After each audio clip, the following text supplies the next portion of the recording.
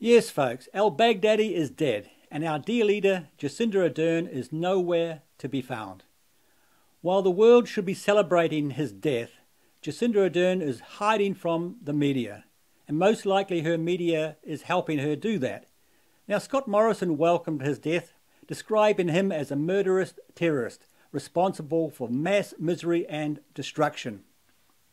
Yet I have yet to see Jacinda Ardern say anything on the news about it. The only time I've seen her speak about this issue was for about 1 minute in a 7-minute interview with some dickhead on the AM show. Have a look.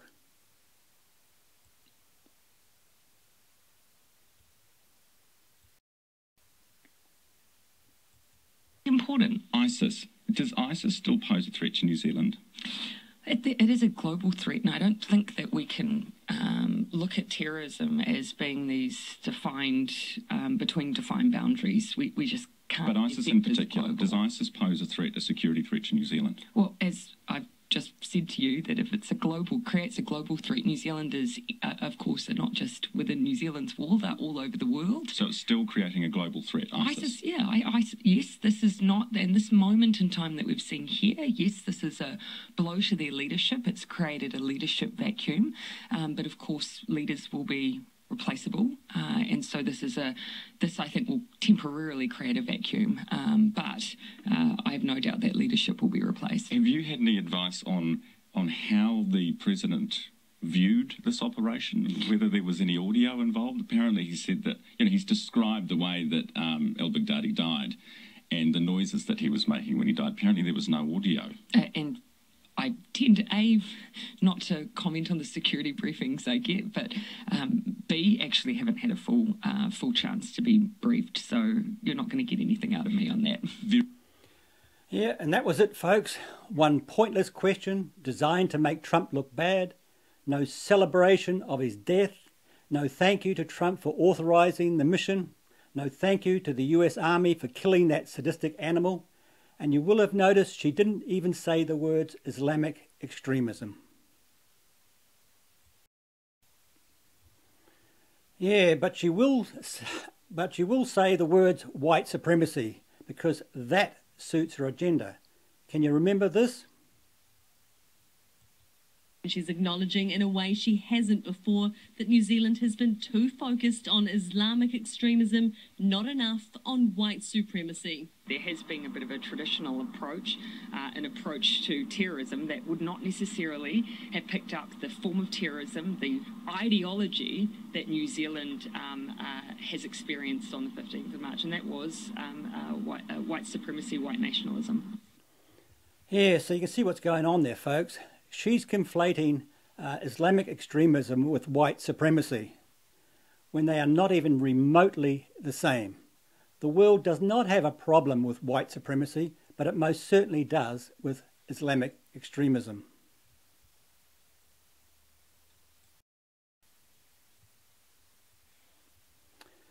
Yeah, and of course, the Al Noor Mosque Imam, the new council community board member, is also hiding.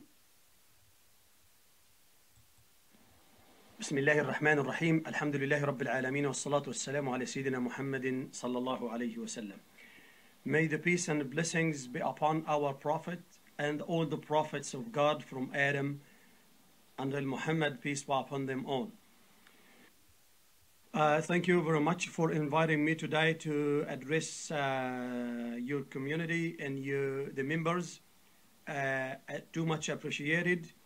And I just, first of all, I would like to ask Allah to put the martyrs in paradise, the highest place in paradise. Those who lost their lives in the terror attack in Christchurch Mosque. May Allah subhanahu wa ta'ala put them in Jannah. May Allah accept them. May Allah give recovery to those who are injured. First of all, I would like to say that was something that no one wants to see. Yes, and we also don't want to see Islamic extremism around the world. So why aren't you celebrating the death of al Baghdadi?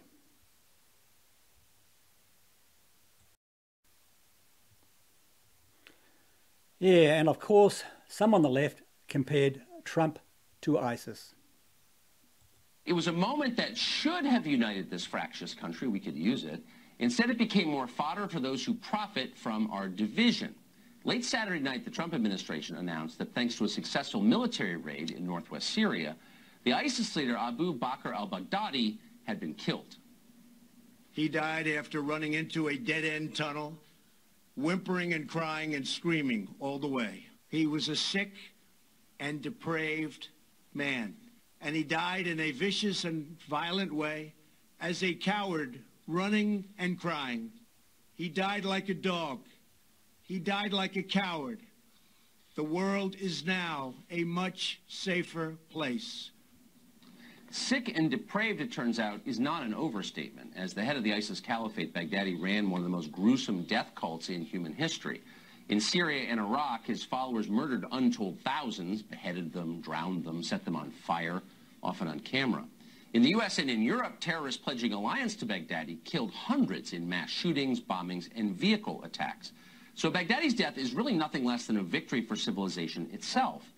And yet here in Washington, many complained that Trump had dared to kill him. House Speaker Nancy Pelosi whined that she hadn't been given appropriate notice of the operation, as if it were all about her. Former Obama National Intelligence Director James Clapper, meanwhile, told television viewers that somehow the killing of the ISIS leader would make ISIS stronger. And then on CNN, some compared the president to ISIS. There were lots of moments during Donald Trump's speech which jarred to some degree, some of which sort of echoed, and frankly, the crudeness you would often expect to hear maybe from ISIS about the whimpering, screaming Baghdadi pinned down in a sealed tunnel. It was sort of disturbing to hear to some degree. There's an upper level on this. You do not celebrate death. I don't care if it's a terrorist. I don't care if it's someone you hate. A human being has died. We don't celebrate that. I would not use that, and I find it's embarrassing. Yes, and I find you very embarrassing. Yeah, but Dan Bongino gets it right. This was a very, very dangerous mission. Thank you as well to the great intelligence professionals who helped make this very successful journey possible. I want to thank the soldiers and sailors, airmen and Marines involved in last night's operation. You are the very best there is anywhere in the world. No matter where you go, there is nobody even close. Well, there you got the president yesterday from the diplomatic room thanking the men and women involved in this operation that killed the ISIS leader Baghdadi, the world's most wanted man. Yeah, let's bring in Dan Bongino, Fox News contributor, former Secret Service agent and former NYPD officer. Hey, Dan. Hey, good to see you all this morning. Good to see you. Big deal. What was your reaction? Well, I mean, listen, first, I've had the distinct pleasure in my former career with the Secret Service of working with our special forces. And guys, and Ainsley, I'm telling you, it's a peerless group of operators. There's simply nothing like them, and America should thank the Lord today that we have people like that on the front lines doing violence on their behalf to make sure that violence doesn't happen to you. What they did was so astoundingly brave, facing off with one of the world's most dangerous men and forcing him to die like he lived, like a coward. But I'd like to say also, and I think this is important, the media really blew it yesterday. It's not that they had any remnant of credibility left, but whatever credibility they thought they had left, they flushed down a bowl yesterday with some of their absurd, outrageous coverage. This was an unambiguous good for America tomorrow. There was no downside. This was a murderer, a rapist, a terrorist, a dog, and a pig who died like the chump coward he was. And the President of the United States did the world, the entire globe, a favor, giving a speech that I've been waiting for in the post-9/11 era that was never given. A speech that describes these cowards for what they are. Because you know why that's important? You know, the media threw it all. President Trump didn't need to describe it in such detail. These fake national security analysts that couldn't national security their way out of a wet paper bag. President Trump needed to do that. They used their faux bravado, their fake bravado, their fake courage, these terrorist chumps and dogs. They use it to recruit other members.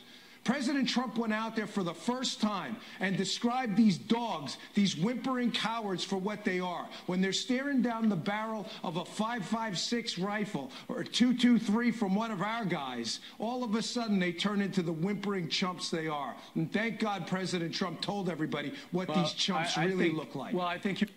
Well said, Dan.